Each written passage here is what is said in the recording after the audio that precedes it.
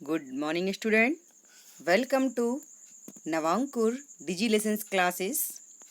मैं हूँ सीमा साद और आज आपको मैं हल करवाने वाली हूँ क्लास 7 के सोशल साइंस का चैप्टर नंबर 4, जिसका नाम है हमारा संविधान। इस पाठ में हम सबसे पहले हल करेंगे सही विकल्प को। तो सही विकल्प का जो हमारा पहला क्वेश्चन है वो इस प्रकार है कि संविधान सभा का गठन हुआ था।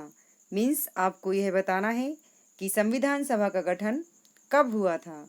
इसके ऑप्शंस हैं, पहला आ दिसंबर 1946, व जनवरी 1947, सा नवंबर 1945 और दा है जनवरी 1950।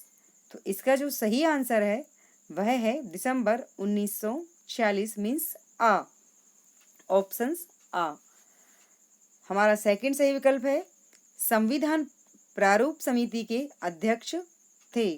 इसके ऑप्शंस हैं, आ डॉक्टर राजेंद्र प्रसाद, ब डॉक्टर भीमराव अंबेडकर, सा डॉक्टर हरि सिंह गौर और दा है पंडित जवाहरलाल नेहरू। तो इसका जो सही आंसर है वह बा है डॉक्टर भीमराव अंबेडकर। संविधान प्रारूप समिति के अध्यक्ष डॉक्टर भीमराव अंबेडकर थे। हमारा थर्ड सही विकल्प है भारतीय संविधान सभा ने संविधान को अपनी स्वीकृति प्रदान की। यानी इस विकल्प में हमें बताना है कि भारतीय संविधान सभा ने संविधान को अपनी स्वीकृति प्रदान कब की थी। इसके ऑप्शंस हैं, आ 26 नवंबर 1946, बा 26 जनवरी 1950, सा 26 नवंबर 1949, दा 26 जनवरी 1930। तो इसका जो सही आंसर है वह है आ 26 नवंबर 1949, मीन्स सा इसका सही आंसर है। क्या है इसका सही आंसर? सा ऑप्शन, जिसका 26 नवंबर 1949 सही आंसर है। अब हम आगे बढ़ेंगे और देखेंगे खालिस्तान। खालिस्तान का जो पहला प्रश्न है वो इस प्रकार है कि संविधान सभा के अध्यक्ष खालिस्तान थे। तो इसका जो सही आंसर है वह है डॉक्टर राजेंद्र प्रसाद। यानी संविधान सभा के जो अध्यक्ष थे वह डॉक्टर राजेंद्र प्रसाद थे। तो यहाँ पर खालिस्तान में शब्द आएगा डॉक्टर राजेंद्र प्रसाद। अब हमारा दूसरा खालिस्तान है भारतीय संविधान खालिस्तान एवं निर्मित संविधान है। तो इसमें आएगा लिखित शब्द, इस खालिस्तान में आएगा लिखित। तो भारतीय संविधान लिखित एवं निर्मित संविधान है। तीसरा हमारा खालिस्तान, भारत में खालिस्तान एवं शक्तिशाली न्यायपालिका है। तो भारत में स्वतंत्र एवं शक्तिशाली न्यायपालिका है। तो इस खालिस्तान में शब्द आएगा स्वतंत्र। अब हम देखेंगे लघु उत्तरीय क्वेश्चन आंसर। तो लघु उत्तरीय क्वेश्चन हमारा पहला है भारतीय संविधान सभा के किन्हीं 3 सदस्यों के नाम लिखिए। यानी इस क्वेश्चन में हमें बताना है कि भारतीय संविधान जो सभा थी उसमें 3 सदस्य कौन शामिल थे, उनके नाम यहाँ पर हमें बताना है। तो इसका जो आंसर है वो है भारतीय संविधान सभा के 3 सदस्य डॉक्टर राजेंद्र प्रसाद, दूसरे हैं पंडित जवाहरलाल नेहरू एवं सरदार वल्लभ भाई पटेल। तो यहाँ पर स्टूडेंट्स मैंने आपको 3 सदस्यों के नाम बताए हैं क्योंकि क्वेश्चन में 3 सदस्यों के नाम पूछे गए थे। आप इन 3 के अलावा भी और भी कोई 3 लिख सकते हैं जो कि बुक में दिए हों।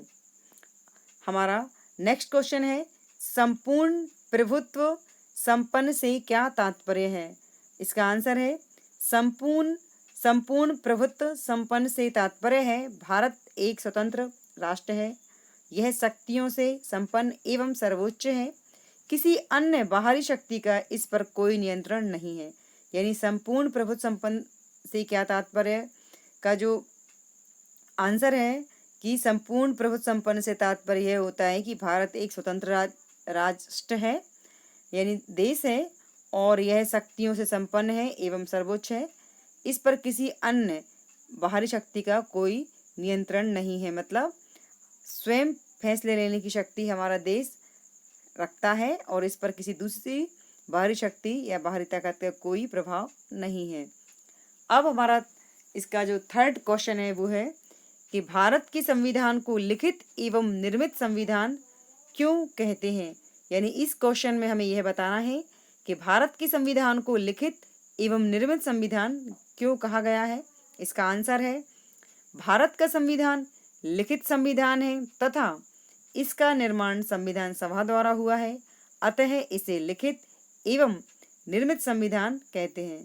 मीन्स हमारे देश का जो संविधान है वह लिखित एवं निर्मित संविधान है, इसलिए उसको लिखित एवं निर्मित संविधान कहते हैं।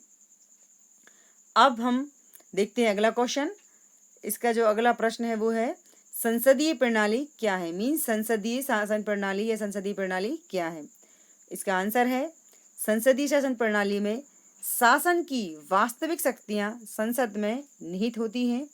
शासन की शक्तियों का प्रयोग मंत्री परिषद करती है। मंत्री परिषद संसद के प्रति उत्तरदायी है।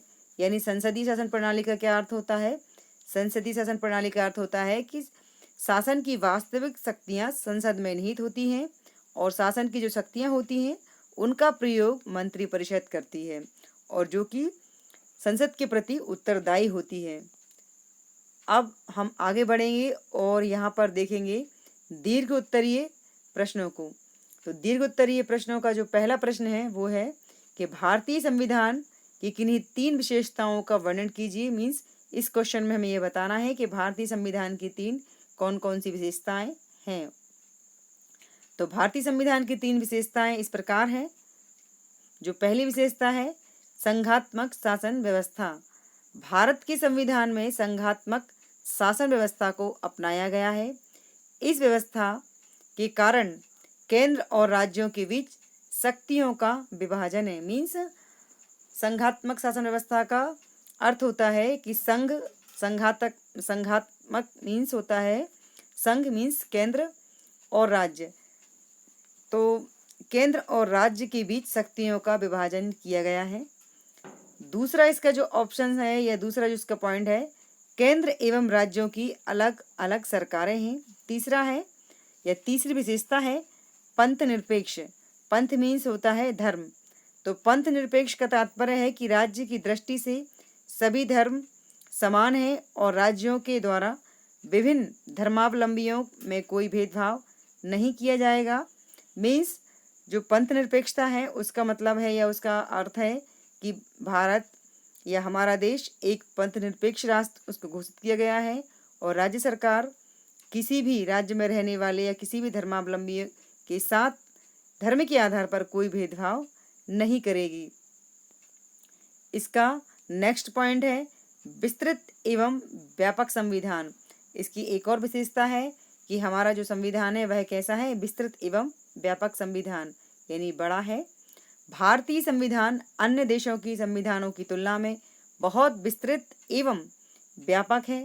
भारत में अनेक जातियों धर्मों और भाषाओं के बोलने वाले निवास करते हैं। उनकी अपनी संस्कृतियां हैं। अनेकता में एकता की भावना को सुदृढ़ करने के लिए संविधान में विस्तार पूर्वक उल्लेख है। मीन्स हमारे देश का जो संविधान है बहुत ही बड़ा और व्यापक है और चूंकि यह दुनिया के अन्य देशों की अपेक्षा सबसे बड़ा संविधान है, यह इसकी एक और ख़ास विशेषता है। अब हम आगे बढ़ेंगे और देखेंगे टिप्पणियों को।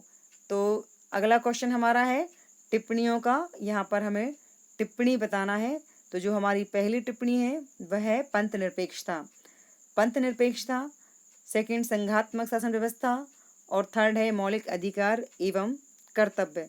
तो हम पहली टिप्पणी को देखते हैं जो कि है पंथ निरपेक्षता। पंथ निरपेक्षता जैसा कि मैं आपको पहले भी बता चुकी हूँ, पंथ मीन्स होता है धर्म, धर्म निरपेक्ष यानी हमारा देश धर्म निरपेक्ष है। तो उसका यहाँ पर हम थोड़ा सा वर्णन करेंगे।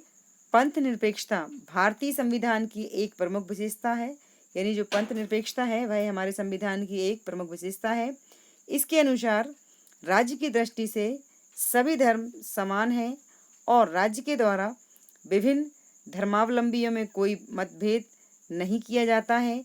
राज्य किसी भी धर्म के लिए पक्षपातपूर्ण कार्य व हस्तक्षेप नहीं करेगा। अगली हमारी जो टिप्पणी है वह है संघात्मक शासन व्यवस्था। संघ मीन्स होता है केंद्र। भारत के संविधान में इस व्यवस्था को अपनाया गया है। इस व्यवस्था के अंतर्गत केंद्र अर्थात संघ और राज्यों के बीच शक्तियों का विभाजन है।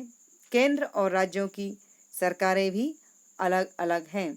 अब हमारी जो लास्ट टिप्पणी है वह है मौलिक अधिकार एवं कर्तव्य।